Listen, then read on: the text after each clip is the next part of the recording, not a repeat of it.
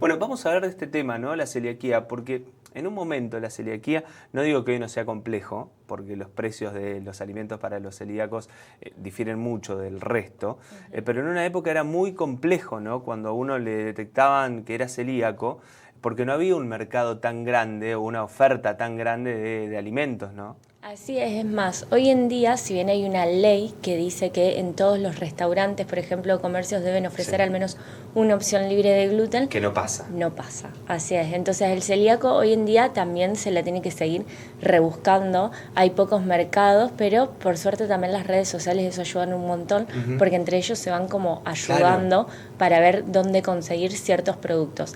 En el supermercado ya hay góndolas específicas para las personas que tienen celiaquía, donde venden fideos, venden pastas, venden panes, que antes era así mucho más difícil de conseguir.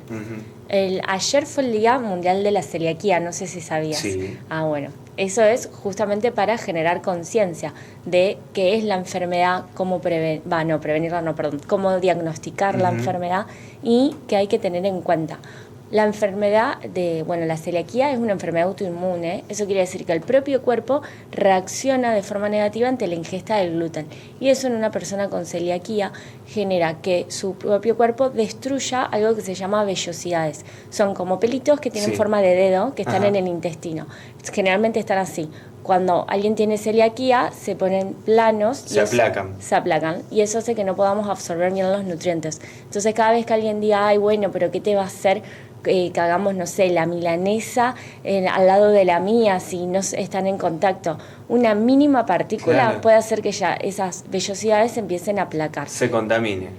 Así es, eso es lo más importante que tiene que tener un celíaco cuando hace su dieta libre de gluten, que la dieta también es importante saber, no cura la enfermedad la van a tener siempre, lo que hace es disminuir la sintomatología hasta eliminarla, que es el objetivo, pero la enfermedad nunca se cura y tampoco hay ninguna medicación para decir, bueno, la curamos, no existe. Es aprender a convivir con la celiaquía. Sí, y hay distintas cosas que también están relacionadas con la contaminación cruzada que no mucha gente sabe.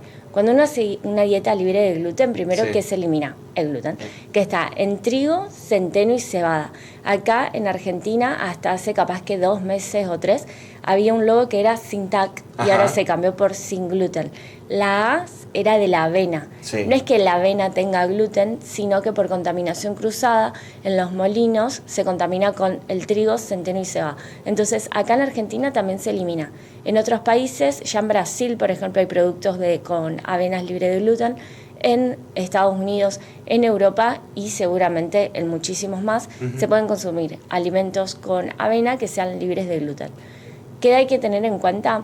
Que vienen, por ejemplo, alimentos que naturalmente son libres de gluten, como las frutas, las carnes, las verduras, por ejemplo, pensás el arroz, pero aún así tenés que asegurarte que no haya contaminación cruzada.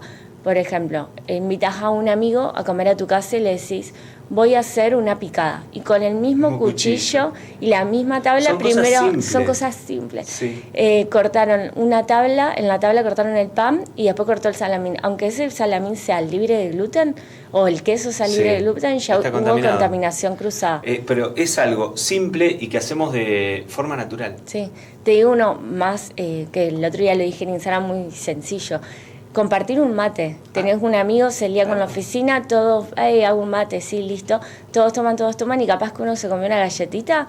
En esa, capaz que le quedó una amiga y la persona con celiaquía la consumió y ahí ya volvió a generar la enfermedad.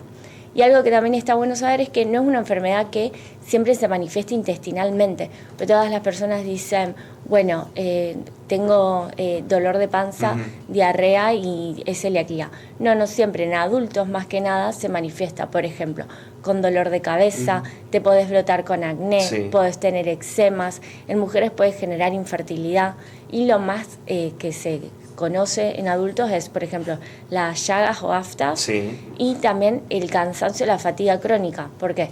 Porque las vellosidades lo que hacen es absorber nutrientes. Entonces, al no absorberlos, genera por un lado esa diarrea y por otro lado ese cansancio. Muchas veces está acompañado de anemia o déficit de vitaminas, caída del pelo. Entonces uno piensa, bueno, estoy cansado, tengo hipotiroidismo, y en realidad capaz que es una celiaquía que nunca la diagnosticaron. Los síntomas varían según el organismo de cada uno, porque esa es la realidad. Sí, y ahí viene otro mito, que algunos dicen, tengo un amigo que no es tan celíaco y tengo otro que re sí, como que tienen grados, siempre me lo dicen. Tengo una amiga re celíaca y en realidad no, ahí hay una confusión con el diagnóstico. Uno, primero se hace un análisis de sangre y después por lo general se termina el diagnóstico haciendo una endoscopía. En esa endoscopía se toma una muestra del intestino que se manda a analizar. En esa biopsia, si tiene lesión ya la vellosidad, eso tiene distintos grados. Entonces las personas confunden el diagnóstico, en qué grado, que se llama MARSH, tenés el daño intestinal, con decir, bueno, una persona es más o menos celíaca, pero en realidad es cómo lo manifiesta. Celíacos. Todos son igual de celíacos. Depende de cómo lo manifiesta su cuerpo, capaz que tanta sensibilidad tienen. Y hay otras cosas que, por ejemplo, los medicamentos también pueden tener gluten. Y volviendo a alimentos que pueden llegar a tener, por ejemplo, un yogur. Si vos pensás, un lácteo no tiene harinas, pero en realidad en la industria se utiliza mucho la harina de trigo como espesante, como aglutinante. Entonces, en esos alimentos que uno dice, hay un queso también, o por ejemplo el azúcar, el aceite sí va a ser sin gluten, pero aún así siempre tienen que fijarse que tengan logo y a su vez corroborar con las listas de ASAL y ANMAT. ¿Por qué? Porque muchas empresas, que está muy mal que lo hagan, ¿qué hacen? Le colocan el logo, total, dicen vamos a vender hasta que nos llegue la inspección en la que constaten que realmente pueden vender productos libres de gluten, lo tienen puesto. Y así también surge mucha contaminación cruzada en personas que se confían solo en el logo. Entonces eso siempre se tienen que fijar en el listado. Acostumbrarnos también a leer las etiquetas de los productos para saber qué contiene cada producto. Sí, y si tienen un amigo celíaco o celíaca, ser empáticos con la situación, porque la verdad que no es lindo decir, bueno, voy a un cumple y siempre llevarte la comida, o tener que decir, salgo a hacer un mandado y capaz que no consigan nada. Estar con el tupper, la verdad que debe ser un poco engorroso o angustiante, se van acostumbrando con los años, pero también ser empático y decir, bueno, cocinemos algo para todos, instruirse, porque hoy en día se puede tener una reunión y comer cosas ricas, que ahí viene otro mito que te iba a decir, que la alimentación sin gluten muchas veces la relacionan con algo que es saludable, y en realidad muchos productos sin gluten le agregan aceites y azúcar. ¿Por qué? Porque el gluten es lo que le da la plasticidad, la elasticidad a la masa, lo que la hace rica. Entonces, al no tener más eso, le tienen que poner algo rico de otro lado. Entonces ahí le agregan grasa, azúcar, y las harinas por lo general son refinadas. ¿Por qué? Porque es harina de arroz o es maicena, entonces no siempre dan saciedad y tienen mucha azúcar o aceite. Entonces no es que, voy a hacer una dieta libre de gluten y voy a adelgazar. No, es más, no es muy saludable. Por eso alguien que tiene celiaquía debería asesorarse en buscar harinas más con más fibra, con más proteína, para que les den más saciedad y que no sean siempre los ultraprocesados. Pili, gracias como siempre por tocar estos temas que son importantísimos y a los cuales debemos prestar la atención, y principalmente esto que decía, ser empáticos con el otro. Sí.